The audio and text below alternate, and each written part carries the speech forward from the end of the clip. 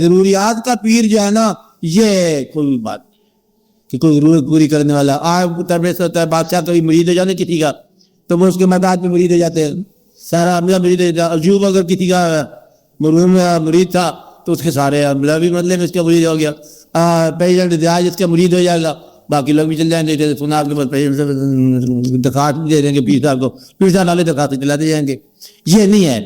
تو اللہ کے حبیب صلی اللہ علیہ وسلم کے راستے پر چلنے کے لیے, راستہ اس راستے پر چلنے کے لیے جن لوگوں نے بیعت کی, ان لوگوں نے جس کے ہاتھ پر بیعت کی اس کا حکم بھی اتنی ہی اہمیت کا حکم ہے. اور اگر یہ حکم الگ لگ رہا ہے, اور اگر تمہاری تحقیق اس کے علاوہ ہے, اور اگر تم نے کچھ اور علم رکھا ہوا ہے جو پیر صاحب کے علم کے علاوہ علم ہو, تو پھر یہ شرک نہ کرنا. آپ بات سمجھ رہے ہیں نا, تب تو شرک ہی شرک ہے. میں جو شخص یہ جاتا ہے کہ میں دادا صاحب جا رہا ہوں فاتحہ پڑھنے کے لیے, یا یہ مرے ہوئے لوگ ہیں, اگر مرے ہوئے سمجھتے ہیں تو اسے پیار کیا دینا, تو اور ہی تھا سمجھو کہ کوئی اور ہی تھا ملے گا نا. اس لیے یہ تمہاری اپنی نیت کے اوپر ہے کہ شوق اگر موجود ہے تو پھر بیعت کرو, شوق موجود نہیں ہے تو بیعت نہ کرو. کوئی ضرورت موجود ہے تو بیعت نہ کرو. ویسے چلے جاؤ پیچھا کو سنا یہ آپ کے پاس اتنے لوگ ہوتے ہیں, یہ ہمارا تکلیف ہے, دور کر دیا ہے. میرا خیال ہے وہ صاحبان خدمت ہوتے ہی ہیں سارے, ان کا کام ہے مدد کرنا, مدد کر دیں گے. تو بیعت کی تکلف کرنے کوئی ضرورت نہیں ہے. تو بیعت تو یہ ہے کہ اس خیال میں ڈھل جانا اور اسی خیال کے اندر چل پڑنا. تو یہ ہے بیعت کے جو آداب ہیں.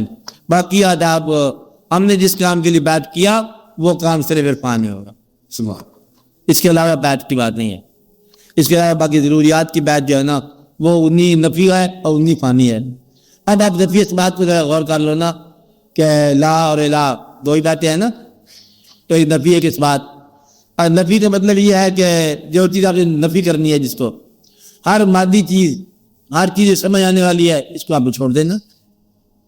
اور الہ جسے آپ کہہ رہے ہیں اس مادی اشیاء اور سوچ کی اشیاء اور سمجھ کی ضروریات کے علاوہ جو کچھ ہے وہ الہ ہے.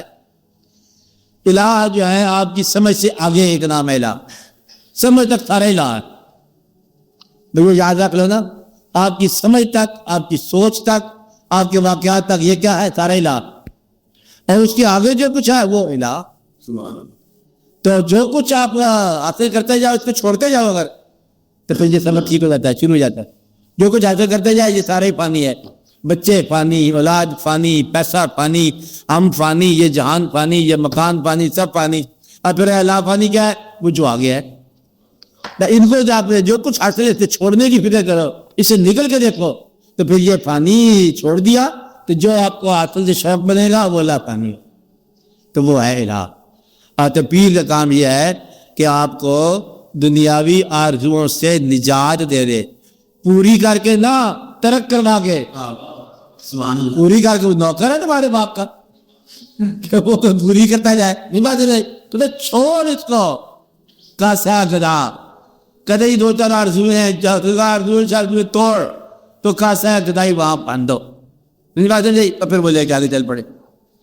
تو مقصد یہ ہے کہ دو قسم کے ہیں یہاں پر ضروریات کے پیر.